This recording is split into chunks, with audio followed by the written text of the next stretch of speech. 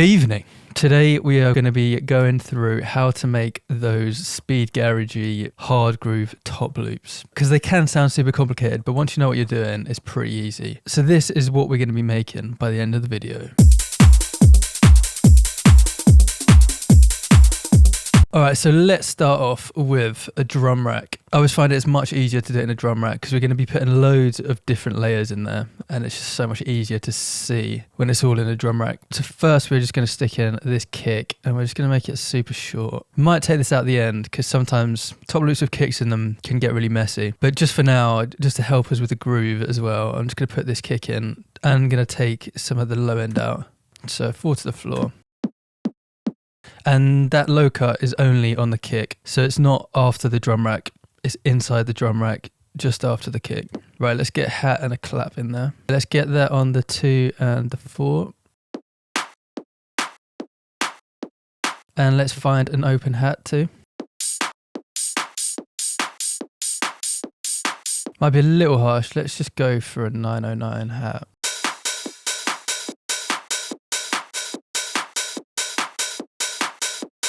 So I'm just shortening that just a little bit so it's not too long. Right, now we're going to find some percussion to go around it, so we're really going to fill this out. And don't be afraid to sort of layer it up. We can always take stuff out, so we can just really pile this with loads of offbeat rhythms and shakers and stuff. We'll just have fun with it at first and really let loose, and then afterwards maybe we can take some stuff out if it's a little bit too much. So maybe congas or something. And we'll just find somewhere that we can make a bit of an interesting rhythm. So we'll look for places to do some call and response. So let's have a go.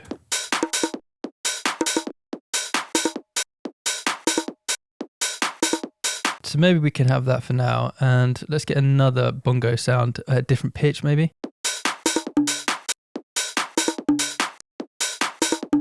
I like that, but this lower bongo has a bit of a weird resonance to it. Maybe let's use a different sample. I like that sample, maybe we can just transpose that a bit. Maybe something like that. Let's just take the volume down a little bit, it's a bit much. And just shorten it a bit.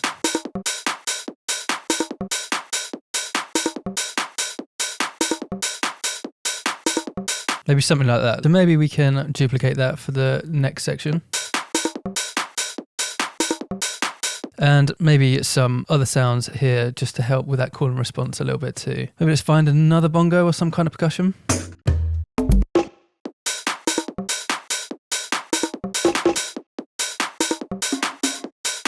Maybe something like that. Might be a bit too long still.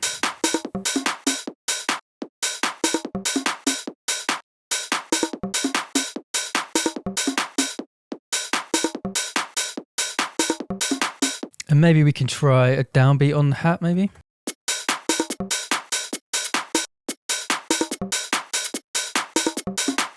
Right, still a bit loud.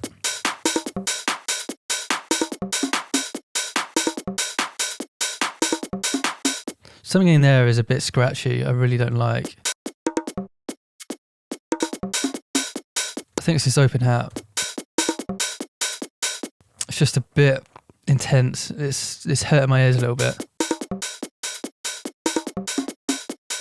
Maybe turning it down, but also we could just try to change the sample.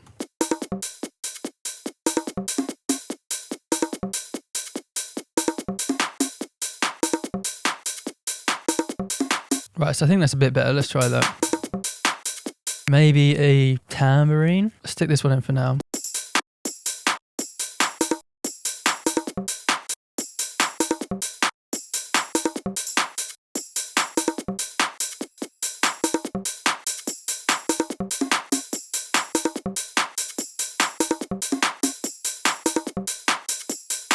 So something like that, I'm just sort of filling in the gap. So we have a bit of a call and response with that tambourine and then the bongos after that.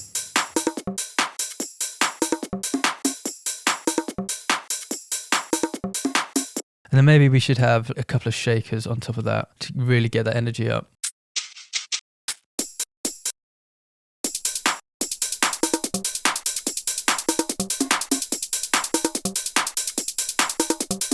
So it's already starting to take shape. I think maybe we could have another instrument doing that same shaker, but a little bit wider. Maybe something like this.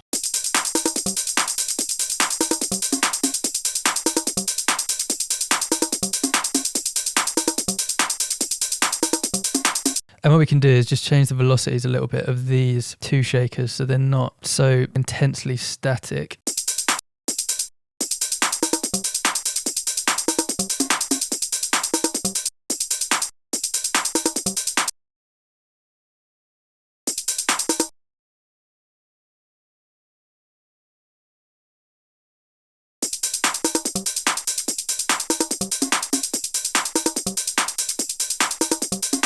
Seeing like that clap isn't really hitting hard enough for me.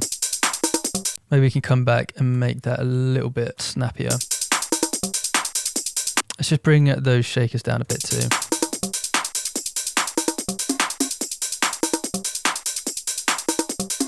I think we need another open hat doing a bit of a shuffle somewhere. Let's give this one a go.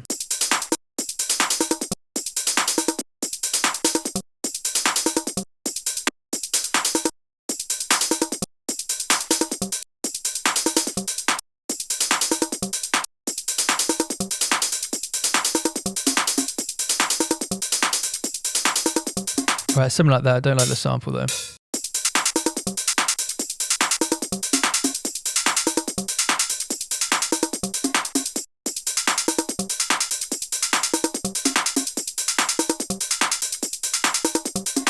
Right, let's take this down in volume a bit. It's a bit much.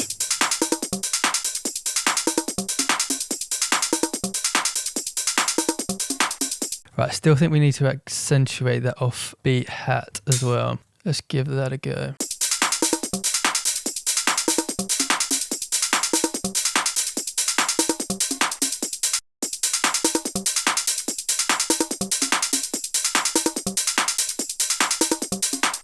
Right, I don't like this sample in here. Let's change that.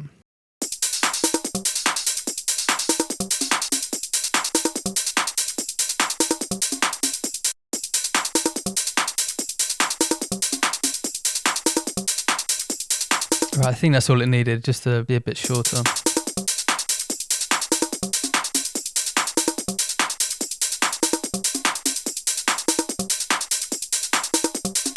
Right, so I think some of those bongos are still a bit loud.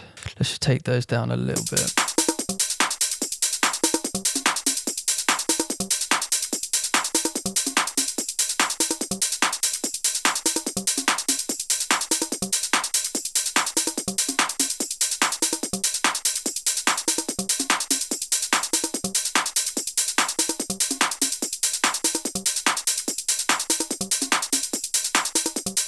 Right, maybe something like that. We're getting a bit closer. Let's just add one more closed hat.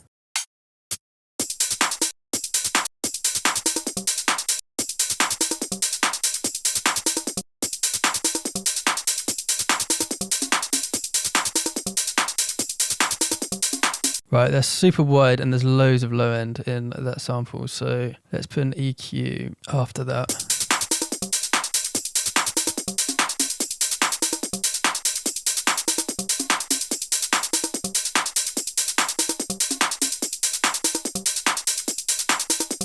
Right, maybe something like that. Maybe let's see with that clap quickly as well. Maybe we can either add a layer or replace that clap. Let's have a look.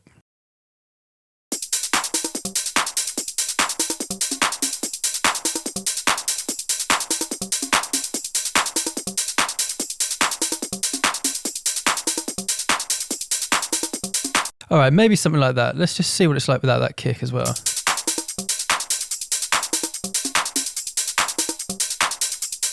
Because obviously having a kick in there, if we're going to bounce this out for later use, sometimes having that kick can really get in the way. Because obviously you're going to put your own kick underneath there. So having two kicks sat on top of each other that you can't control can be a bit annoying. So I will just mute that.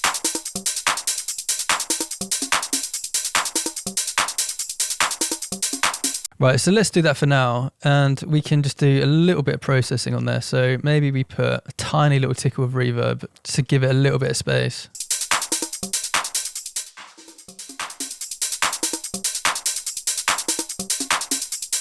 And maybe some sort of chorus.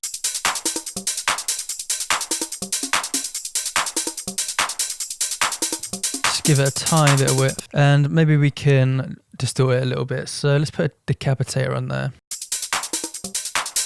Actually, do you know what? No, I'm going to use all Ableton stock stuff. Let's put a saturator on there.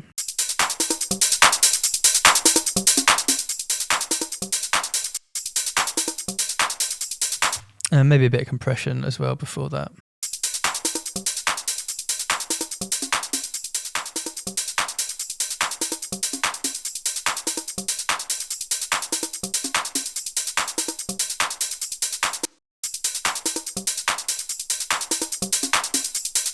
I'll try to push this as much as I can without it getting too dirty sounding. Just really crisp it up.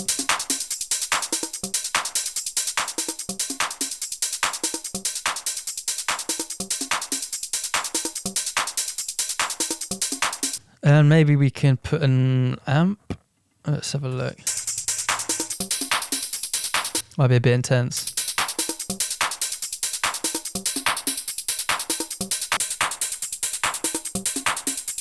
Right, I still think some of those congas and stuff are a bit loud.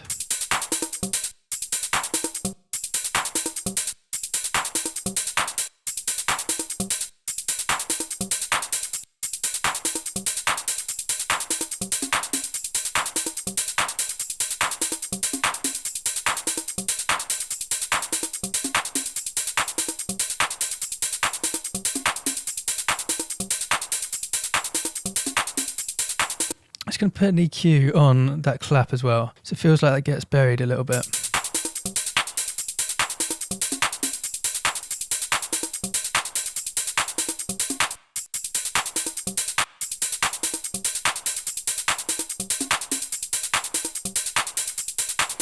Yeah, I think that's better. Let's put those bongos right back. These only want to be fillers, really.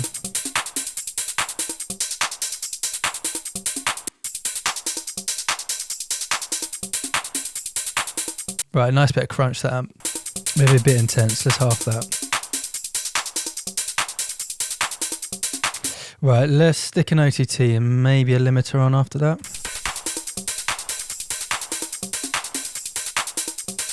That really gets it, that squashed feel.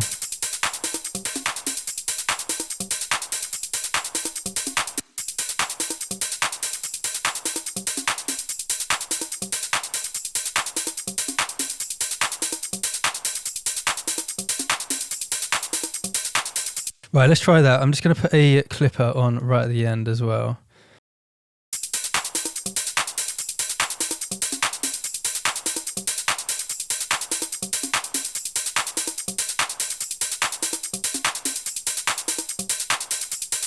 Right, maybe something like that. Let's make sure we put a bit of a groove on there. So let's see what all of these sound like.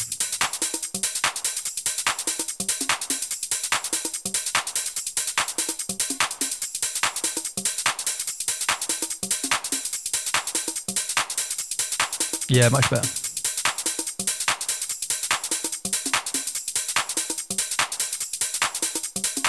Okay, right, let's do Command C on that, and then into our audio channel, let's paste bounced audio. And now we have this as our top loop.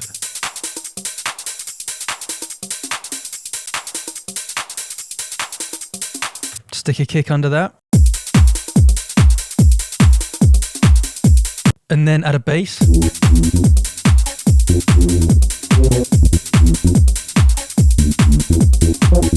And you pretty much have your top loop done. And the great thing about this is, number one, we can just save this as one of our own top loops. Number two, you can save this as a drum rack in itself. So now this can be our top loop start. And then next time we make a tune, we can import this and we can just swap out all of those samples. So if we quickly swap those out, before we had our top loop sounding like this, and now it sounds like this.